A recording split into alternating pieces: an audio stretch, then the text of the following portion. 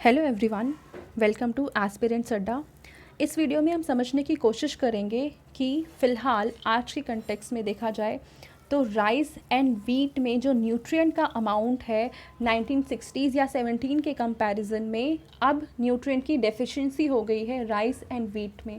और ये आर्टिकल आज के न्यूज़पेपर से रिलेटेड है जो कि द हिंदू में आया है और आज डेट है 20th जून 2021। तो इस कंटेक्स्ट में ये आर्टिकल काफ़ी इंपॉर्टेंट हो जाता है हमारे एग्ज़ाम पॉइंट ऑफ व्यू से।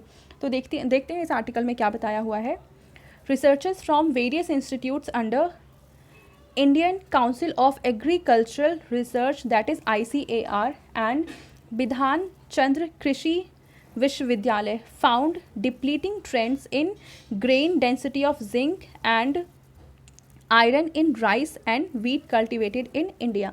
तो इंडिया में जो राइस का कल्टिवेशन हो रहा है और वीट का कल्टिवेशन हो रहा है उसमें राइस एंड वीट के कल्टिवेशन में जिंक एंड आयरन का अमाउंट जो है उनकी जो डेंसिटी है वो डिक्रीज़ होती जा रही है।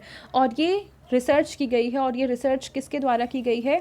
ICAR के द्वारा और बिधान चंद्र कृषि विश्वविद्यालय के द्वारा। और इन्होंने ये बताया है कि 1960s के कंपैरिजन में आज के टाइम में राइस एंड वीट में जिंक एंड आयरन जो है जिसको हम माइक्रो न्यूट्रिएंट्स कहते हैं उनका अमाउंट डिप्लीट हुआ है, कम हुआ है।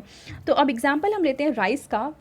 राइस में अगर हम 1960s की बात करें तो जिंक का अमाउंट पर केजी 27.1 मिलीग्राम हुआ करता था, जो कि 2000 में ये 20.6 मिलीग्राम पर केजी हो गया।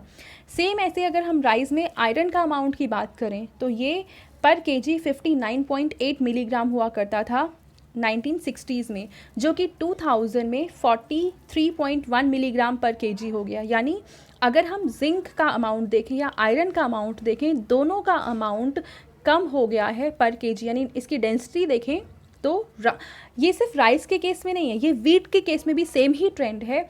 जिंक एंड आयरन का अमाउंट यानी उनकी डेंसिटी कम हुई है। अब इसके पीछे रीज़न क्या है कि क्यों ऐसा हुआ है कि पहले के कंपैरिजन में अब राइस है या वीट है उसमें माइक्रो न्यूट्रिएंट्स कम हो गए हैं। तो उसके पीछे दो रीजंस हैं। पहला है डाइल्यूशन इफेक्ट। अब इसका क्या मतलब होता है? देखिए 1960s में हमने ग्रीन रेवोल्यूशन देखा और उसके बाद हमारी पॉपुलेशन बढ़ती ही गई और हमें फूड सिक्योरिटी को इंश्योर कराने के लिए हमारे ईल्ड को इंक्रीज़ करना था। तो ऐसे में अलग अलग वेराइटीज़ को यूज़ करके, मैन्योर है, फर्टिलाइजर्स है, उसका यूज़ करके लैंड हमारे पास लिमिटेड थी, वही लैंड थी, उस पर बस जो ईल्ड है, जो प्रोडक्शन है, उसको इंक्रीज़ करने की कोशिश की गई। तो चाहे हमने टेक्नोलॉजी में इम्प्रूवमेंट करी, चाहे हमने अच्छी वेराइटीज़ यूज़ करी सीड्स की जिससे कि ज़्यादा प्रोडक्शन हो सके, या हमने फर्टिलाइज़र्स यूज़ किए, मैन्योर्स यूज़ किए जिससे कि हम सॉइल की फर्टिलिटी को इन्हांस कर सके।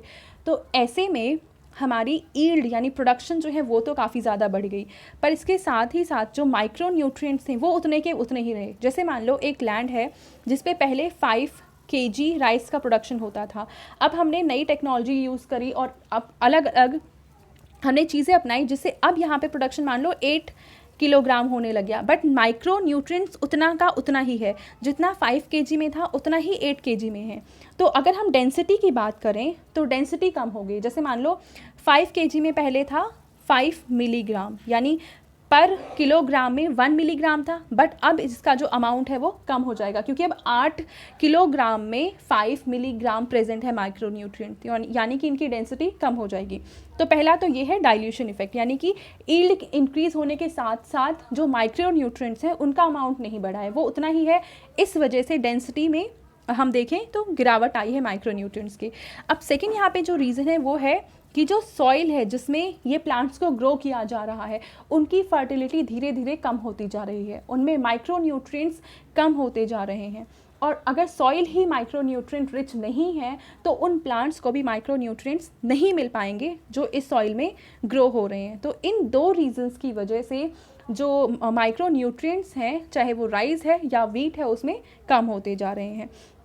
तो अब हम देख रहे हैं कि जिंक है और आयरन है, इसकी डेफिशिएंसी का इफ़ेक्ट ग्लोबली हम देख रहे हैं मिलियंस ऑफ पीपल के ऊपर, ठीक है। और ऐसे में जो न्यूट्रिएंट्स हैं हम देख रहे हैं उसका अभाव हो रहा है और इस वजह से बच्चों में माल न्यूट्रिशन की जैसी समस्याएं देखने को मिल रही हैं।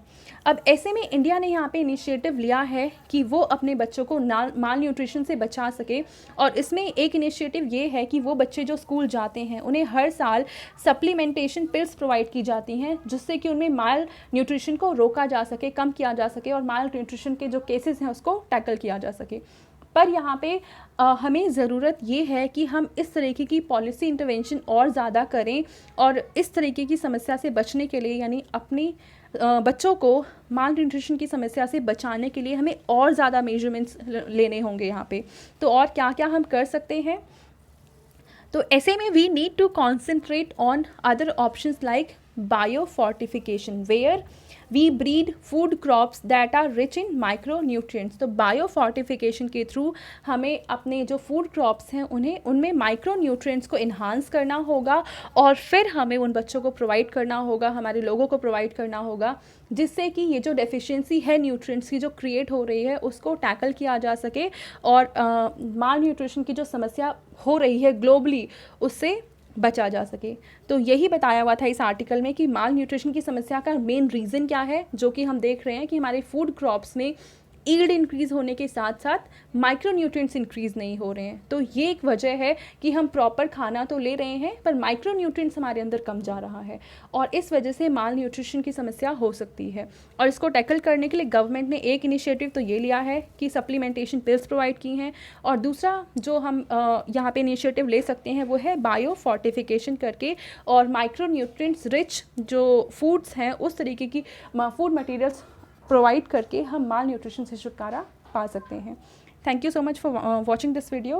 अगर आपको ये वीडियो पसंद आई है तो प्लीज़ इसको लाइक करें, शेयर करें और इस चैनल को सब्सक्राइब करें। Thank you.